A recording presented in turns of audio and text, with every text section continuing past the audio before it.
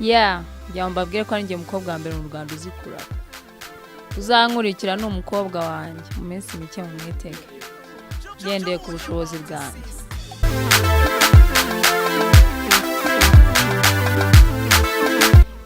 Ngomba gukora ibintu byose ko umuraperi ntago bikubuza kwisanzura. Ndi umuhanzi, ngomba kuba umuhanzi. Ko umuraperi bivuze ko ndi umuntu ngomba gukora ikintu cyose gishobora gutuma public cyangwa se abakunzi b'umuziki wanjye bishima kandi banezerwa. Ntaho bihuriye.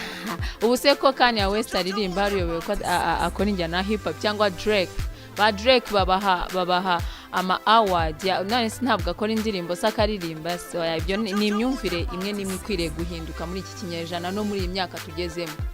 Identite yawe ni wowe watangiye uwuriwe, ahubwo ko iminsi igenda iza no kwiterambere riza ugenda urushaho kugenda uhindura kugira ngo n'abandi bantu batandukanye bakunda ibihangano byawe barushaho kunezerwa.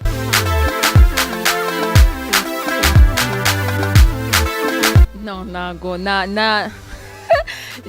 nayihinduye nashakaga guhindura quand ni byiza yuko uva ku bintu bimwe ukajya ku bindi. Niyo mpamvu narayihinduye nyine navuye kuri Fits ndimuka njya ku yindi. So nta yindi mpamvu.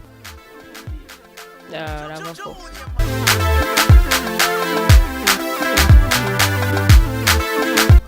na modoka y'abagabo ku ruhande rwanjye ngewe ku giti cyanjye nkunda imodoka nini. Nsaba Imana ko nzatunga n'imodoka nini, ahubwo ibishobotse hari na fusi ingana nabasha kwipevera. So nziza nkunda imodoka nini ngewe muri rusange.